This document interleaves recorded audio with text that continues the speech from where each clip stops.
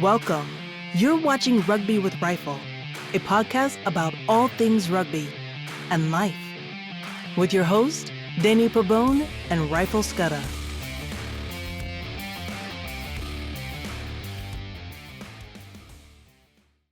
Welcome to Rugby with Rifle, a podcast about all things rugby and life. As always, I'm joined here with my friend Rifle. Rifle, how are you doing, sir? I'm doing very well, thank you, Danny.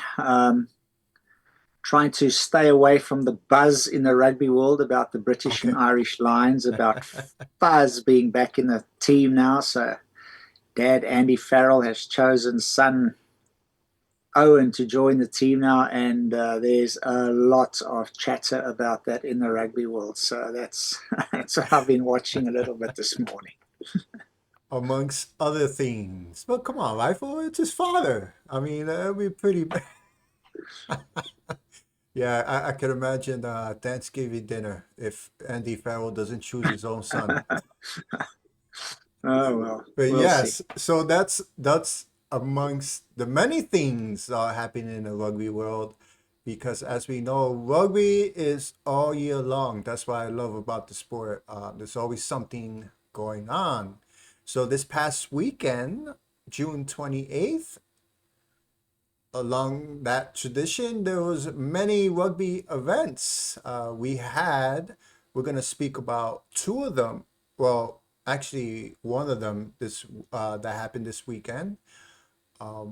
But before we get into that, we wanted to congratulate Major League Rugby had their championship game this past Saturday, and the New England Free Jacks are the champions third year in a row. So they're on a little dynasty tour. They play the Houston Sabercats. So yeah, Free Jacks are champions again in Major League Rugby. So pretty cool to see. As we know, and as we've spoken about many times, right? For you know, over the past few years, rugby has grown. Probably not to the point that many rugby fans in this country, America, will like to see it, but it has grown nonetheless. But yeah, so it's pretty cool to see that we have a professional rugby league here in the United States, and hopefully we'll have another one soon. But that's a whole nother episode. Hopefully in the future we could talk about that league. So pretty cool to see. Congratulations to the Free Jacks. Yeah, Um, three years in a row. That's something to yeah, be done. Doesn't matter what league you play in or what team you are. If you've won three in a row, you're doing something right. yep, yep, yes it So, is. And congratulations. in a league that's only existed 8 years now, the other two championships won have been won by the Sea Wolves of Seattle. They won the first two championship games. And then I'm sorry, there's been seven championship games. And then the other two championship games were won by teams that are no longer with the Major League Rugby. So, in its short history, the Free Jacks have won almost half of the championship games. So, pretty cool. Congratulations to them. Yes. Now, another big theme in the rugby world, as you just mentioned a few minutes ago, the British and Irish Lions Tour. Big news. Owen Farrell, son of Coach Andy Farrell, was called up, so to say, to the tour. And so, yeah, that's big news.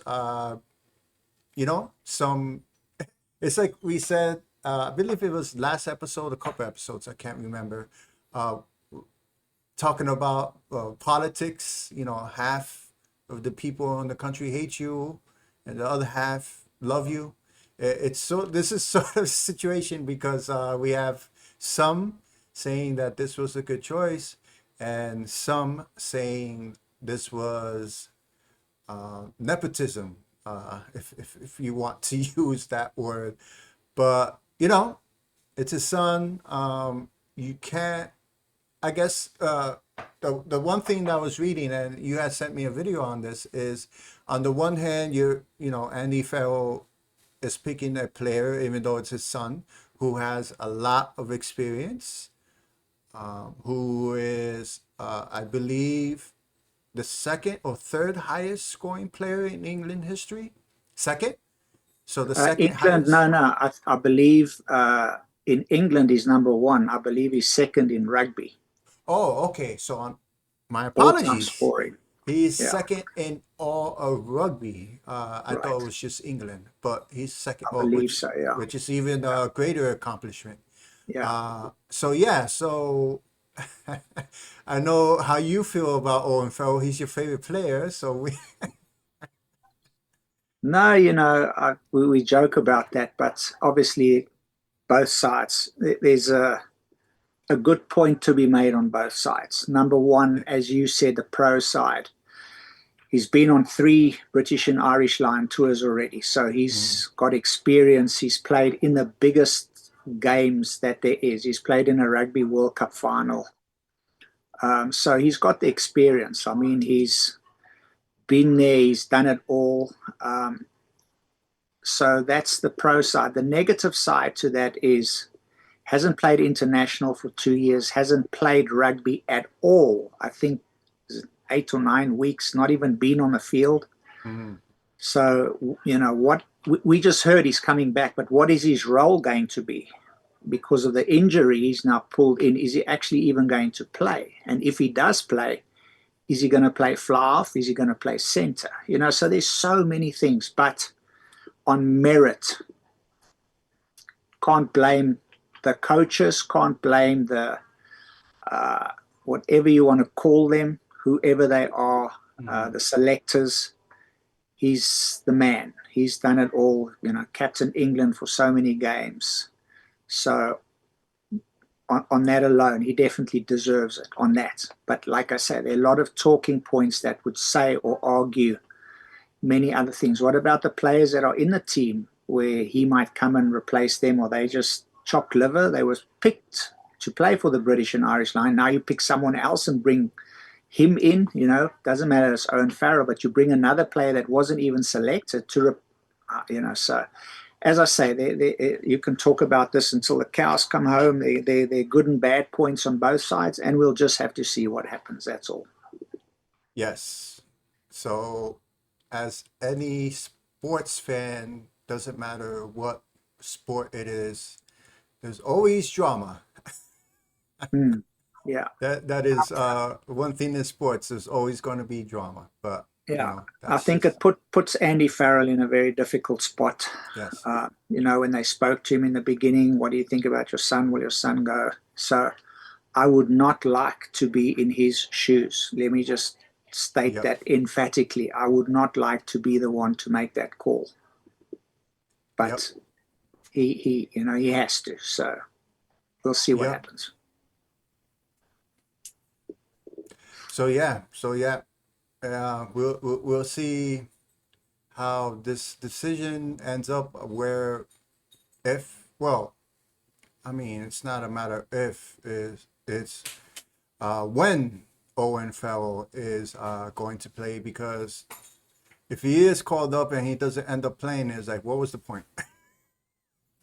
Well, the point in that would be because just of his experience to help the guys there that are now, because you got Yeah. an injury. So now they've really got to decide, where do the other players fit in? Like what position wise? Are they going to Hmm. stay with Finn Russell at fly half? And then who do you play at full back?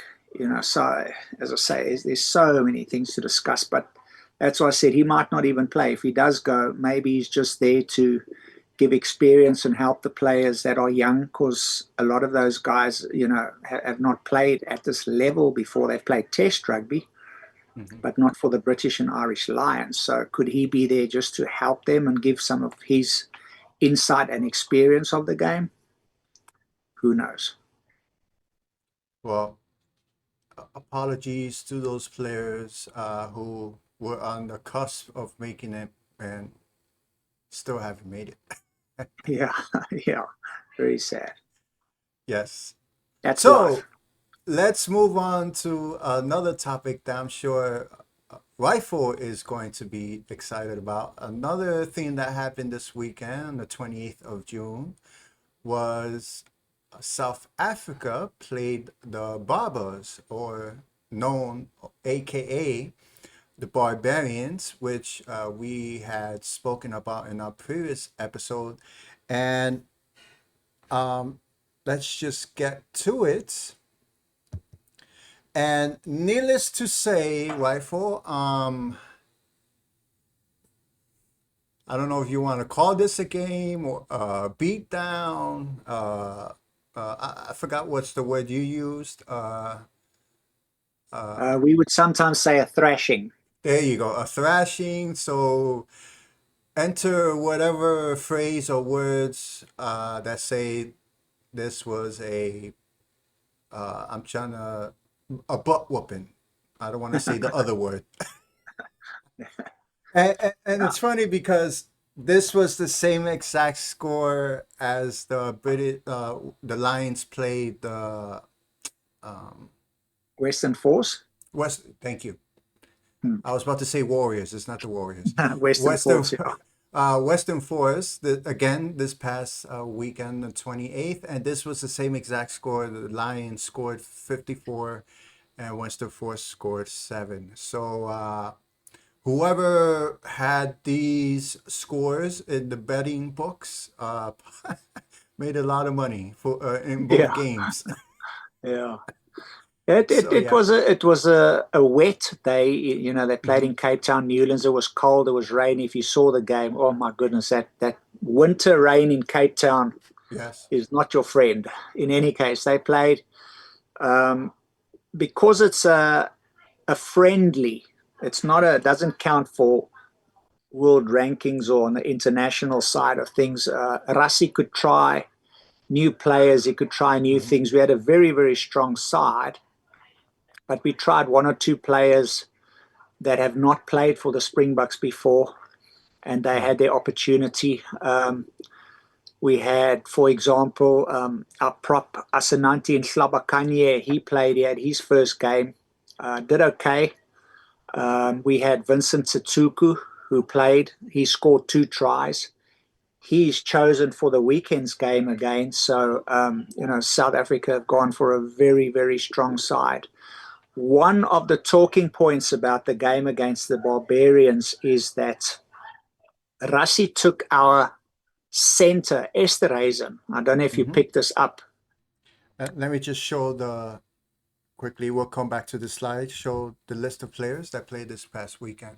Yeah, so he took Esterhuizen and he put him on flank. So 23, Andre Esterhuizen. He's a center. And Rassie played him, I think it was 39 minutes. He played him at flank. So what people are thinking is because after this next month, South Africa, we have the Rugby Championships and we have to go to New Zealand to face the All Blacks there. New Zealand have not lost at Eden Park for 50 tests. Wow.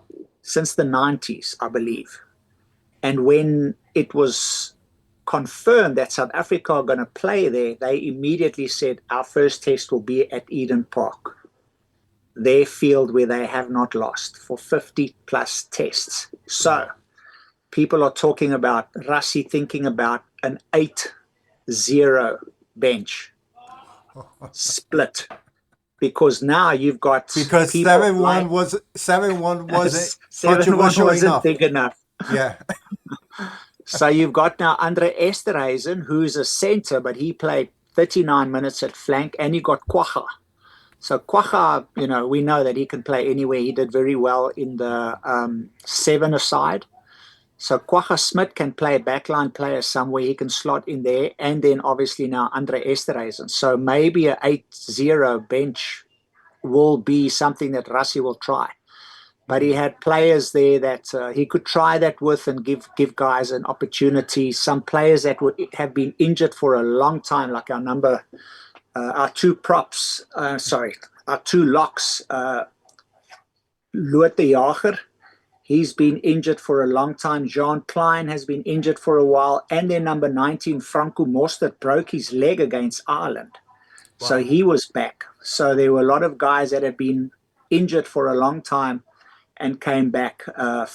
Backline was, as strong as it possibly could be, other than having Morne van der Berg at scrum off for the first time. But you had your Cheslin Colby there, man of the match. What a game he had again. And Yeah. Sasha Feinberg and Gomazulu at fly half, just giving him opportunity to grow. I think it was his sixth game in a Springbok jersey. And he, playing with Pollard, the two of them have got to decide who's going to be the number 10. So very interesting. So we'll see what happens this weekend. But it was a good, running game. As I say, a lot of rain, very difficult circumstances, but South Africa did well. It's very difficult for the Barbars to come together. You've got a week to train. It's like the British and Irish Lions. Yeah. It's the same. You're from all over the world, different clubs, different countries. Throw you in a place for a week and say, go and play, the Springboks. Not an easy task at all. But it was a good game, and Springboks had a great opportunity to try new players and see what's working for them. And then on the Barber side, we had, there you can see the captain, Peter Amani. It was his last game, so retiring from rugby. This year he retired from Ireland. He played his last game for Ireland, Six Nations. Then he played for his club, Munster. He was a captain there for so many years, played there, retired there. And then this was literally his last rugby game that he would play. So he was a captain. And then I also see Sam Cane. I think he's also done. He was a captain for New Zealand in the World Cup finals against the Springboks. He unfortunately got that yellow card, which was, held the whole game. So he was off after a few minutes. So Sam Cane, and then went back to Japan to play for his club there. So he might also be finished and hanging up his boots. So it was good to see the two of them playing together. But as I say, it's difficult for the Barbarians against anyone to get together when they say you got a week to play and you play in that rainy weather and that freezing cold against the Springboks. Not easy. Yes. Yes. Yes. It's not easy, and just to in tradition of the podcast, this podcast is about teaching the game of rugby to rugby fans and non-rugby fans as well. So I'm gonna test myself a little bit here, a self-test rifle. Hopefully I get this right. I mean, we're 41 episodes in, so if I don't get it right, I might have to fire myself. So for those of you who, as Rifle has mentioned, he mentioned some of the positions. If you're wondering what in the world is he talking about when it comes to positions, so we have, and please correct me if I'm wrong, we have the first line is the hooker, number 2. And then on each side of the hooker, number 1 and 3 are the props. Correct. Okay. Then 4 through 7, on the outside we have the flankers, and on the inside we have the locks. 4 and 5 are locks, 6 and 7 are the flanks. And then we have number 8, which is called number 8. That's the position. Right. That's what the position is called, number 8. Then we have man. At number 9 we have the scrum half. That is the player that takes the ball from the scrum when the team scrums. And then behind the scrum half is usually the fly half, number 10. And then this is where it gets a little tricky. So give me a second to think about this. 11 and 14 are the wings. Correct. 12 and 13 are the midfield centers. Centers, yes. And then we have the fullback at 15. Correct, yes. Okay, so I get 100. Well done. A little clap for myself, sorry. There you go. So You can do another 41 episodes. okay, thank you. I'm not fired. Woof. Thank God. So yes, so those are the positions here in rugby, and just to touch upon what you just mentioned, to put this in perspective, everyone expected the Springboks to win. everyone is, maybe not everyone, but the majority of people talking about this game expected to Springboks to win. Many were saying the Springboks were going to win big. So nothing to take away from the Springboks. This was expected. They were supposed to dominate, and that's exactly what they did in this game. They dominated. But like you say, you also have to take this game with a grain of salt because number one, it was raining, so the playing conditions were quite difficult. As is any game, any sport when it's raining a lot, it's going to be difficult to play. Number two, it is the Barbarians. They've had maybe a week. When you're playing with other players that you're not used to playing, you have a limited time to train and practice. You're going up against number three. You're going up against the number one ranked team in the world. So all these things were working against the Barbarians, known as the Barbers. Many rugby fans know them as the Barbers. So yeah, it's like you say, this was expected. Um, many expected South Africa to dominate, and that's exactly what they did. So yeah, and I found this funny because the rich history rifle of this game is for the Barbers to try new things to make it fun. 10 minutes into the game, the Barbers was like, "Okay, this is not fun. We're getting our butts handed to us." The only time you So actually saw that happening was literally the last move, where they just didn't stop. They just passed and passed, yes, and saw what they could do. But other than that, yes, very difficult to play in Cape Town in that rainy, cold weather. It's horrible. yes. It was the only try. I believe it was at the 64th or 65th minute. So Yeah, late in the game, the Robbers finally got on the yeah, they scoreboard, got on the and board. Yeah, but that's but it. very, After that, I believe the Springboks scored two more tries. So after that, it was yeah, very difficult for them. yes, unfortunately. So just wanted to go back to the previous. Just wanted to highlight this one play, and obviously it's a play. It's a try scored by the Springboks since they scored every single try except for one in this game. Oh. So we have here. Just gonna play right here. So we have the Springboks receiving the ball from a kick, and as some rugby fans know this, for those of you who do not know this, usually the the two reasons for kicking the ball is one of them, and again, please correct me, Rifle, if please correct me if I'm wrong in any of this. So two main reasons for kicking the ball is one, you're close to your try line, you don't want to take a chance, so you kick it away so that you could get out of danger. Number one.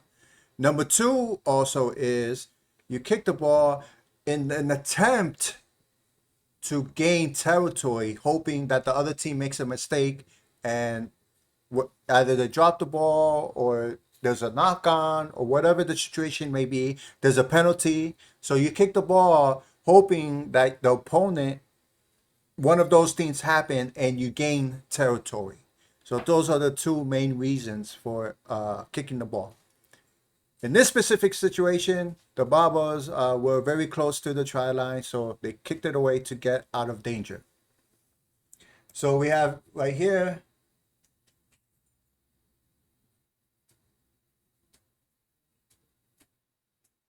So we just have,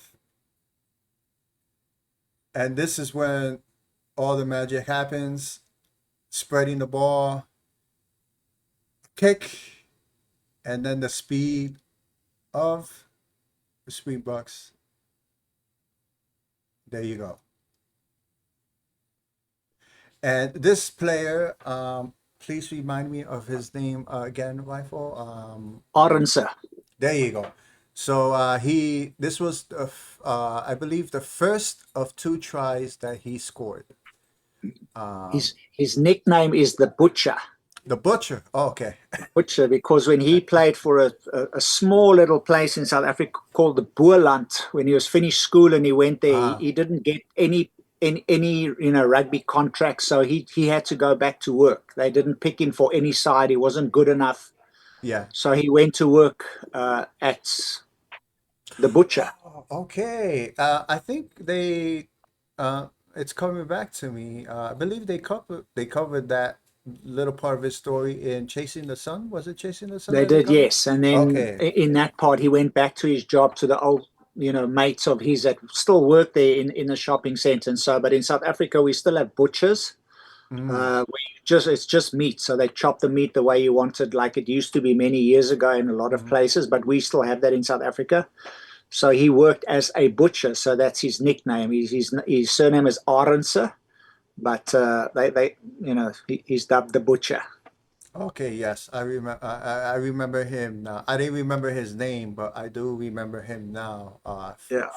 Very Telling his little fast, and backstory. him and Colby both not the biggest guys on the field, but no fear. Both of them, both our wings, very very skinny, very small, but man, they can run. They have speed and agility. That's for sure. Yes, and I know. I think you had mentioned this before. Cheslin Colby. Uh, wow, what a game he had! He was Yeah, just.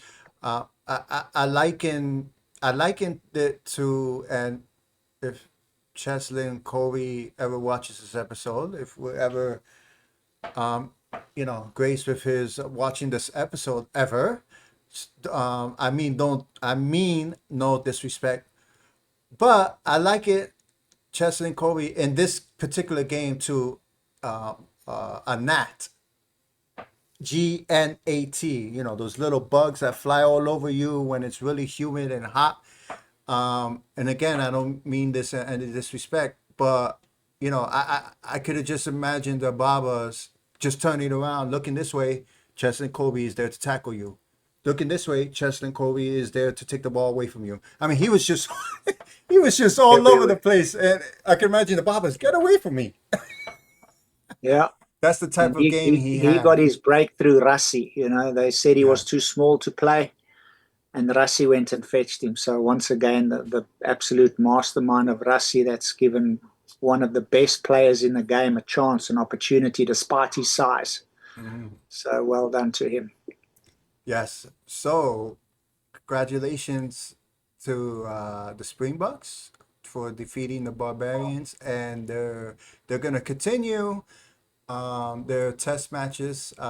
We'll speak about this in the next couple of episodes because the summer is coming, and as we have spoken about before, Rifle, this summer is gonna be action packed with rugby, with the Lions tour going on currently, with the Women's World Cup that's going to take place in England again this coming in July, I believe it starts.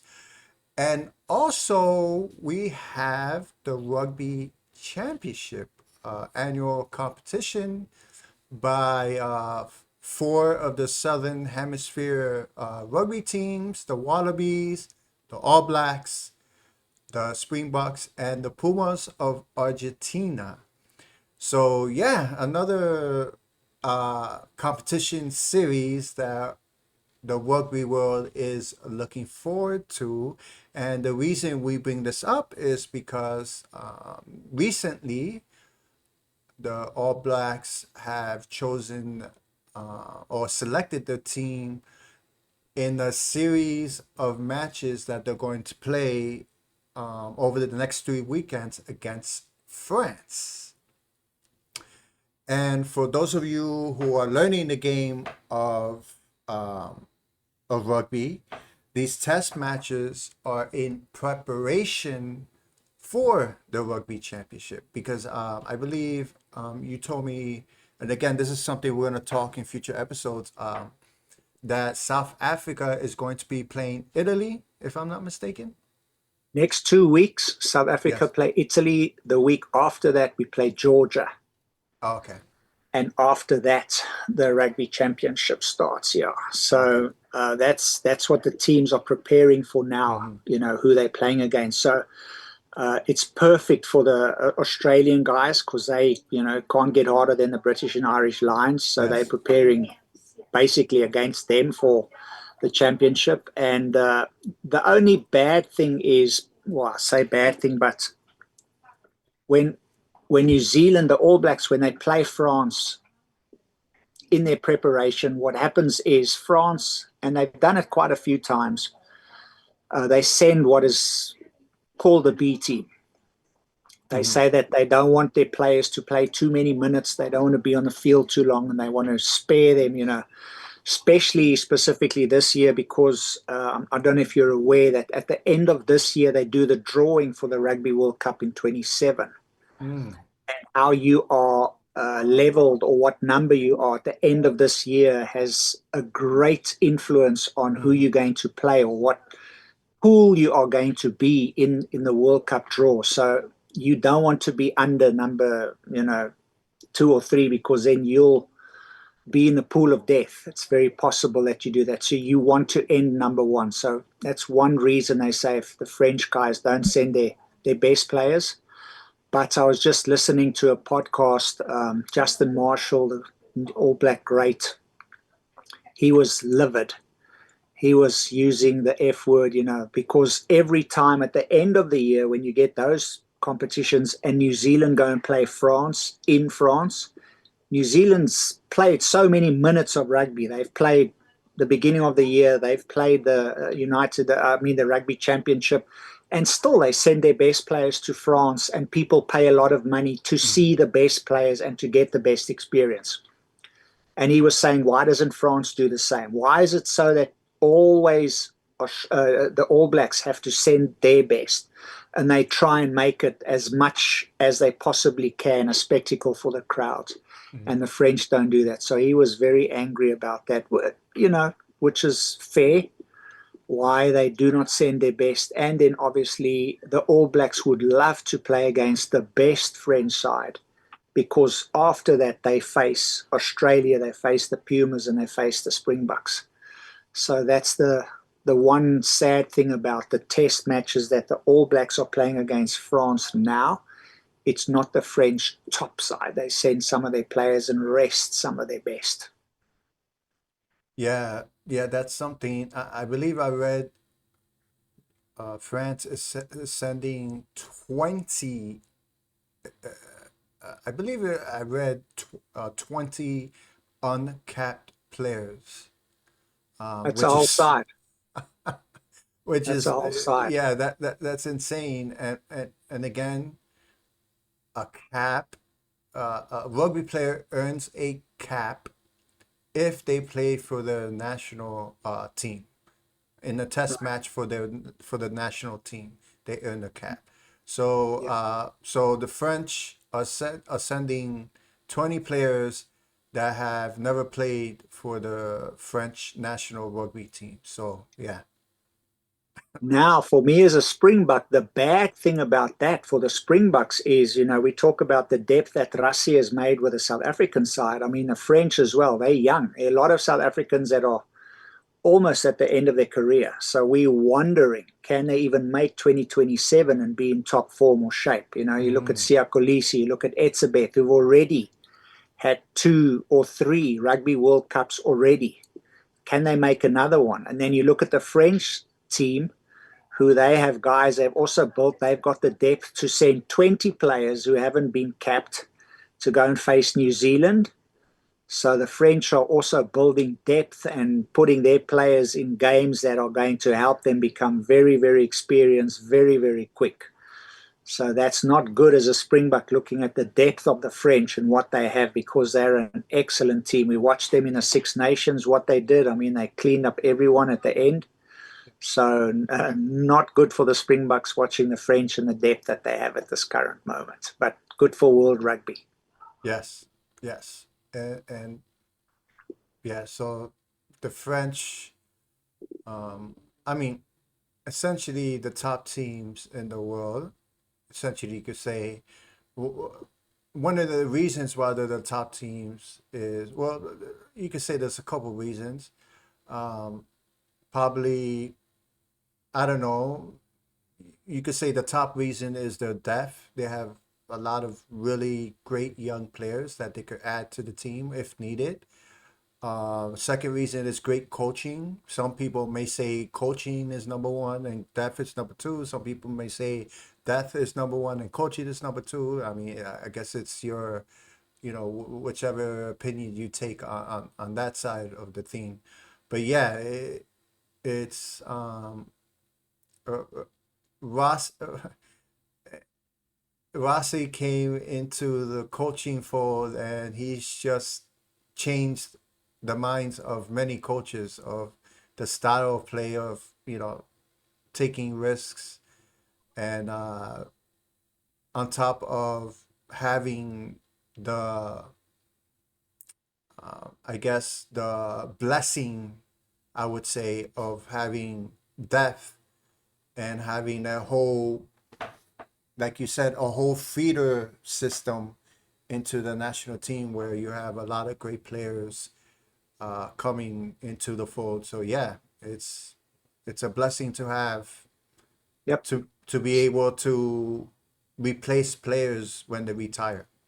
Yeah. So the French definitely have that. Ireland also have a good feeder system and the way they build their players from a young age up. Wales used to have that. They had so Mhm. many clubs that people could play for, and people from other places, other countries would come and play in the Welsh league, that they don't have anymore. But South Africa have got that, the French have that, and Ireland have that as well. That's three countries that are pretty strong at this stage in the world rankings. Yes, I liken it to the U.S. In basketball when they play international basketball in the Olympics and the World Basketball Championships that occur every 4 years as well. Um, the U.S. basketball team is number one. Well, I can't think of when they were in number one. Maybe they were in number one when the U.S. basketball team, international basketball team, were using college players and not professionals. But once they started using all professionals for their national team in basketball, the depth, the talent in basketball in the U.S. is just second to no one, and that's what kind of reminds me of when it comes to South Africa rugby and New Zealand rugby and France as well over the past few years or so. So yeah. So um, with that in mind, just speaking about the players that Scott Robertson, the coach of the All Blacks, and his selecting committee again have chosen these players, and I believe it was either today or yesterday, if I'm not mistaken.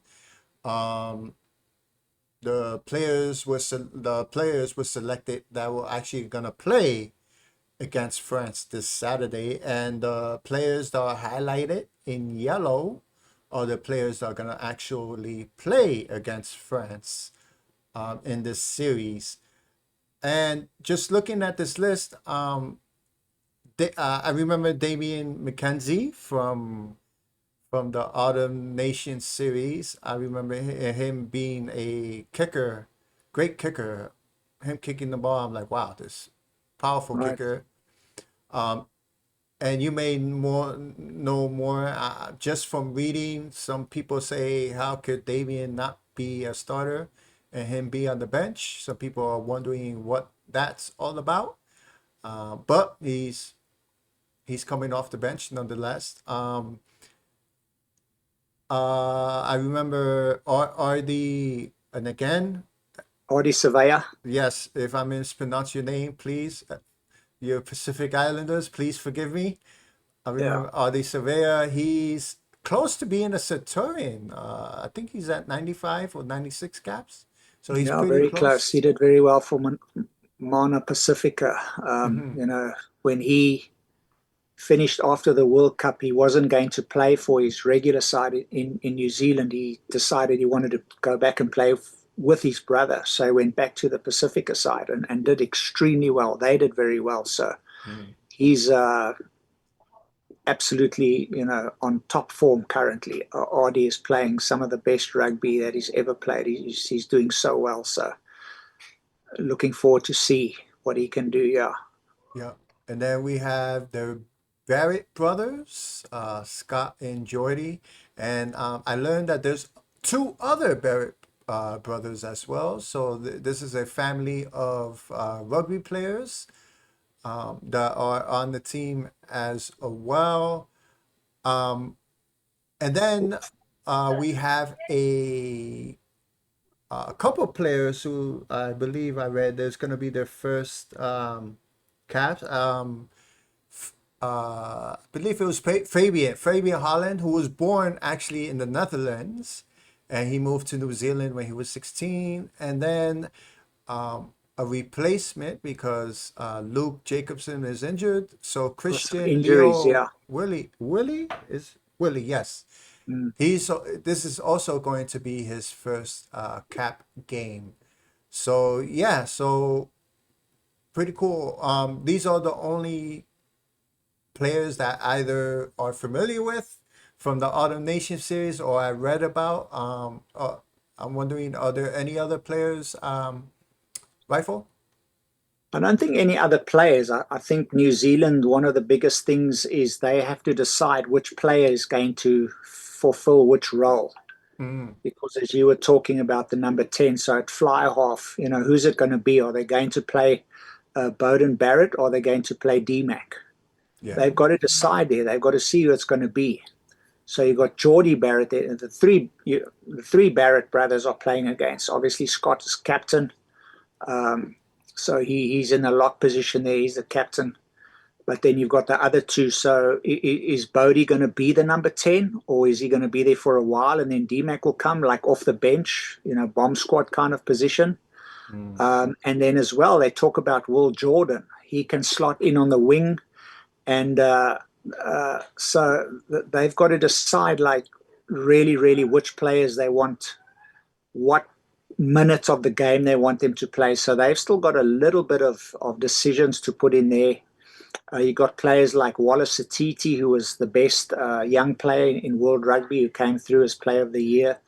Brilliant. I mean, young and just did so well. So he's there as well. So they've got a couple of positions that they have to sort out before they can say, okay, now this is our best team. This is who we're going to put in, into the Rugby Championships versus Australia, versus the Pumas and versus the Springboks. So it's going to be interesting to see how they sort that out and what their final team will be for the summer series. yes.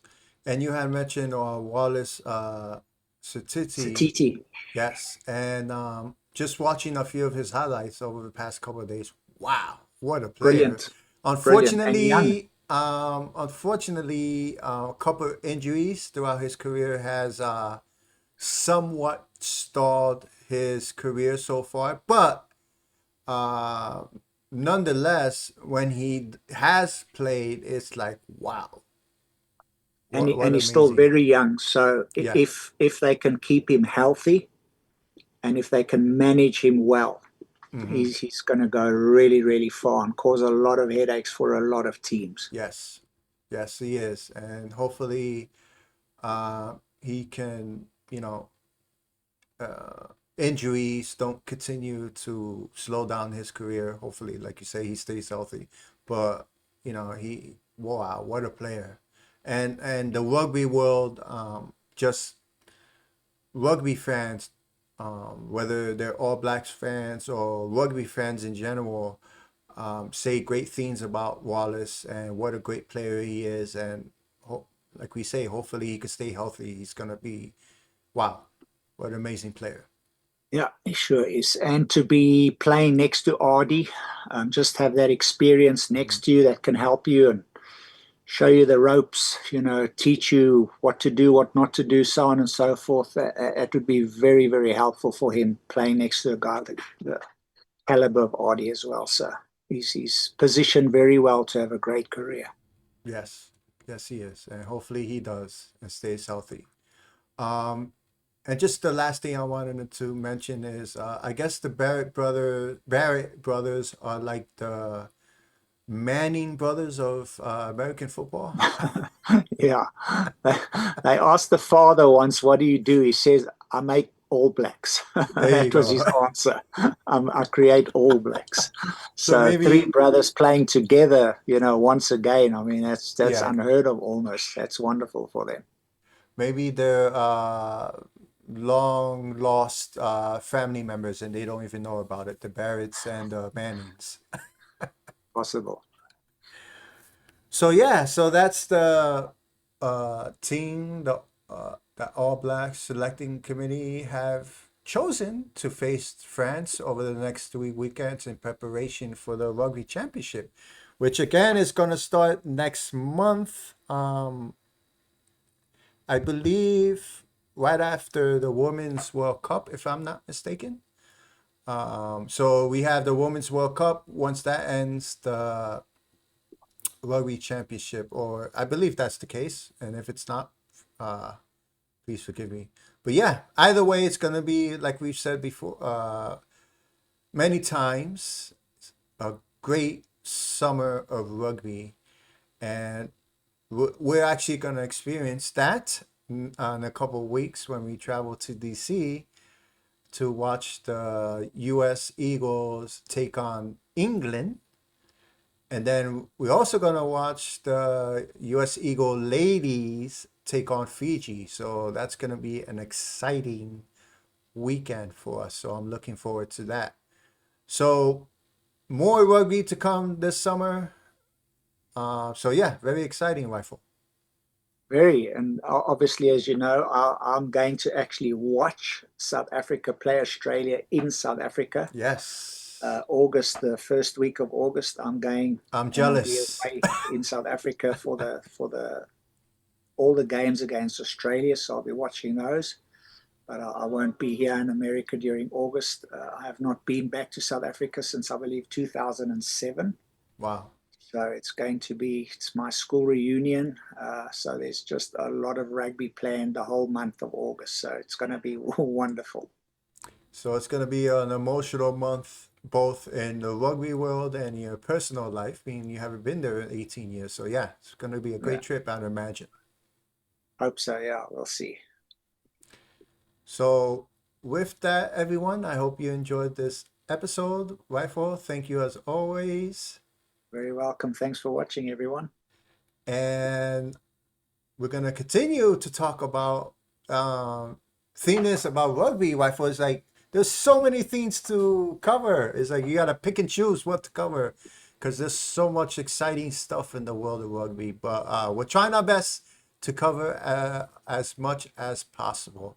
So with that, everyone, I hope you enjoyed this episode. And until next time, Cheers, everyone. take care, everybody. Thank you for watching this episode of Rugby with Rifle.